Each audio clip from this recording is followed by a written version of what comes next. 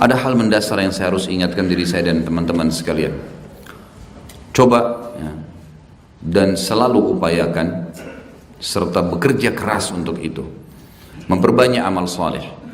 Isi semua kantong-kantong kesempatan untuk beramal saleh dan jangan sia-siakan. Jangan hanya tahu menonton teman atau orang di sekitar kita panen pahala, sementara kita tinggal diam dan hanya tahu memuji orang lain. Saya kasih contoh. Kalau seandainya ada dua orang, si A sama si B, lagi jalan naik mobil. Si A pemilik mobil, si B orang yang numpang. Pas lampu merah berhenti, ada seorang fakir ketuk jendela mobil. Si A pemilik mobil menurunkan kacanya lalu mengeluarkan uang 10.000 atau 50.000 rupiah. Kira-kira kalau antum berada di posisi si B, apa yang antum lakukan? Hah? Kok diam semua ini? Kira-kira kalau antum di posisi si B, apa yang antum lakukan? Umumnya nggak masalah, jangan takut salah. Saya nggak siapin cambuk.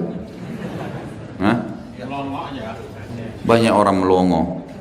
Banyak orang mengatakan, ya sudah, kamu sudah kasih, ya sudah. Betul begitu? Baik. Tahu nggak kita teman-teman sekalian, pada saat kita di posisi B, hanya tahu memuji teman kita yang membantu, atau merasa cukup karena teman kita sudah bantu, kita sedang tonton dia untuk masuk surga. Sementara kita nggak masuk surga. Bagaimana bisa coba? Orang meramaikan buku amalnya dengan amal soleh, kita cuma tonton saja. Banyak orang bangga dengan amalnya orang lain. Ibu saya itu setiap habis sholat subuh baca Quran. Itu ibumu. Kamu bagaimana? Hah? Banyak orang begitu. Ayah saya itu dulu semua keluarga dibantu. Benar, ayahmu sudah aman. Kamu? Kita bangga dengan amalnya orang lain. Teman-teman saya semuanya hafal Quran. Kamu? Tidak pernah bertanya tentang dirinya sendiri. Kita kebanyakan teman-teman tonton saja. Bangga dengan amalnya orang lain. Apa pepatah bahasa Arab mengatakan? Laisal fata man yaqulu kana abi kada wa kada. Bukan seorang anak muda yang cerdas yang berkata dulu ayah saya begini dan begitu. Ayahku itu kiai loh, punya pesantren, muridnya sekian banyak. Iya, kamu. Dia sudah aman. Allah titipkan di pundak setiap orang di antara kita malaikat yang tidak pernah luput apapun. Semua dicatat. Kita selalu gitu, tonton, melihat, bangga dengan amal orang lain. Lalu pepatah ini mengatakan walakinnal fata man yaqulu ha ana dza. Tapi anak muda yang cerdas yang berkata pada dirinya dan Tuhannya Allah, ini loh saya. Apa yang kita kerjakan? Ada kaidah penting dalam masalah amal saleh, teman-teman. Karena kita bicara masalah mahsyar, akan dibangkitkan, akan ada timbangan amal dan seterusnya.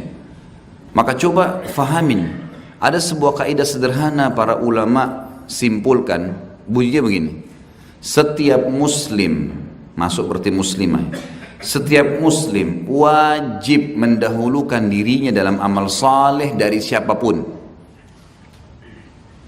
Saya pernah dicondet di dekat rumah saya, pas masuk masjid iqamah, saya lihat di saf pertama ada 3 tempat kosong. Kemudian saya mempercepat sedikit langkah saya, bukan buru-buru, tapi tadinya saya jalan santai, sekarang saya sedikit percepat supaya dapat saf pertama. Ada tetangga saya, seorang bapak-bapak, ya, melihat saya agak cepat sedikit, dia mengatakan silakan Pak. Saya disuruh masuk di saf pertama, saya pun masuk. Lalu si bapak itu sholat di saf kedua. Kira-kira perilaku dia ngalah buat saya benar gak nih? 2 persin. Ada yang bilang benar, ada yang bilang salah. Hah? Salah. Mestinya yang dia lakukan apa? Dia masuk dulu di saf pertama.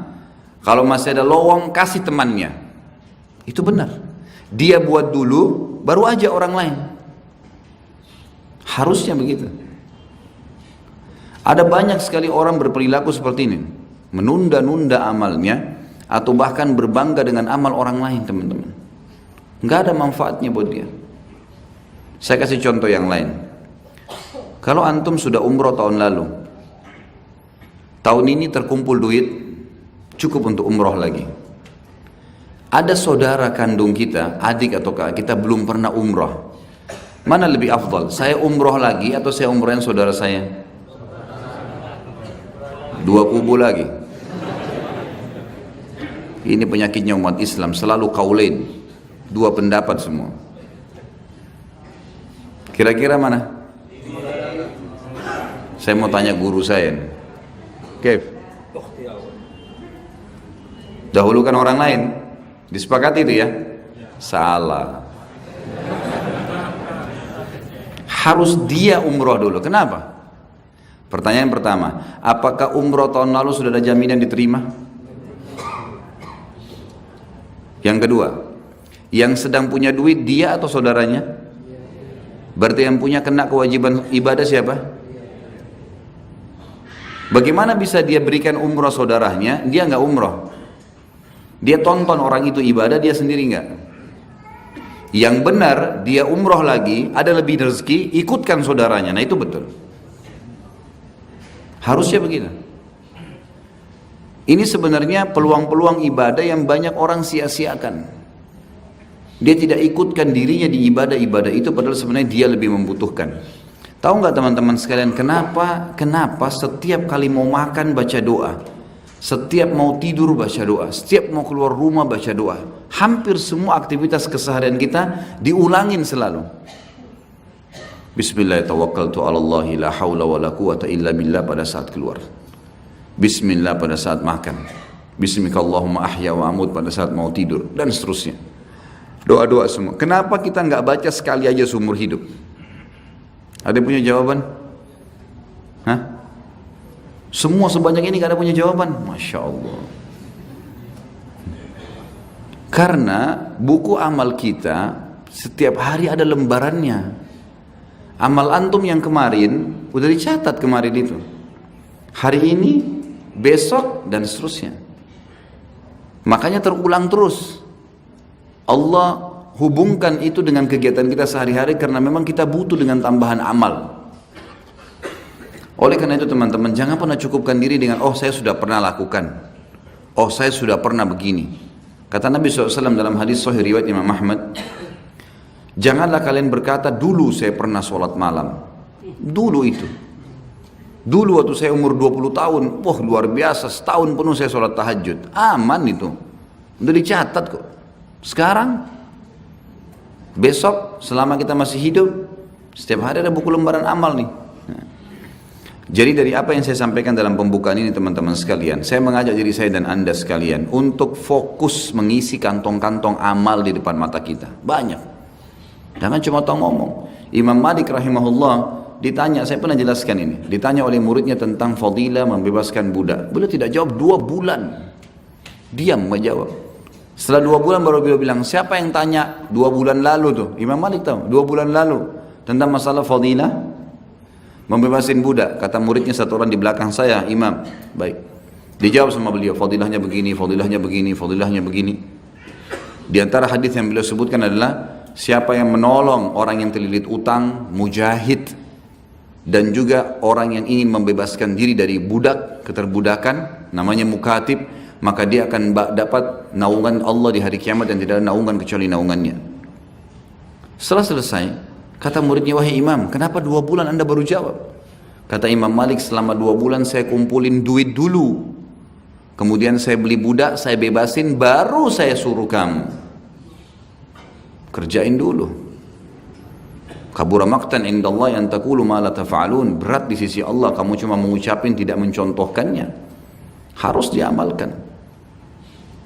Jadi kalau nanti semobil sama teman, ada fakir miskin lewat, rebut sebanyak mungkin pahala. Udah tahu nih akan ketuk pintu kaca, tuh orang miskin tuh kita bantu yuk. Sudah ada pahala amar ma'rufnya. Dia buka jendela kasih sedekah, kita juga kasih sedekah. Kalau udah duluan ini titip ya, kasih. Mungkin dia kasih, kita dapat lagi pahala sedekah kita dan pahala sedekah dia. Daripada ya sudah, kamu udah kasih sudahlah. terus menerus tonton orang berbuat baik, nggak ada gunanya. Kadang-kadang ada ikhwah gitu, pergi pengajian, seringkali diingatkan sama temannya, hari Selasa ada taklim tuh di Al-Fatah. Dia bergantung sama temannya, tunggu diingatkan. Kalau temannya lupa ingatkan, kenapa ente nggak ingatin? Gitu. Jadi dia menggantungkan temannya supaya panen pahala. Kenapa bukan dibalik, antum yang undang dia? Bergantung, sudah gitu dia tidak datang menjadi salahin lagi temannya. Kenapa ente nggak hubungin anak? Gitu. Ini dalam bahasa Arab dikatakan akhashafan wa su'akila. Jadi orang Arab dulu punya sebuah pepatah, kalau ada penjual kurma, dia taruh di depan kurmanya bagus, di dalam kurmanya buruk. Pada saat dibungkusin orang, kurma yang buruk nih, yang kering dikasih orang, kemudian pada saat ditimbang, timbangannya kurang lagi, jadi dua keburukan. Udah menipu kurmanya nggak bagus, tambah lagi timbangannya kurang. Maka keluarlah pepatah bahasa Arab, akhashafan, apakah sudah kurma kering, wasu'akila, tambah lagi dengan timbangan yang buruk. Ini tadi sudah tidak hadir di majelis ilmu, salahin lagi temannya. Gitu. Kadang-kadang orang gitu, temannya sudah sedekah, kok cuma 10.000, kesian tuh. Loh dia keluarin. Ini apa istilahnya nih? Goblok ya. Alhamdulillah tidak tersinggung siapapun karena saya tidak sebut nama ya. Tapi kalau antum ingat Ustaz Khalid bilang goblok nih, akhirnya tidak mau lagi kalau tidak nyumbang. Harusnya begitu. Baik, berbicara masalah hari kiamat teman-teman sekalian, penentuan tentang apapun di hari kiamat itu ada di sekarang, di tangan antum sekarang. Mumpung kita masih hidup, ini penentuannya sekarang. Dan tidak bisa lagi, sulit untuk diperbaikin nih. Semua yang kita lakukan di sini kita akan panen di sana. Maka maksimalkan apa yang akan kita panen ini.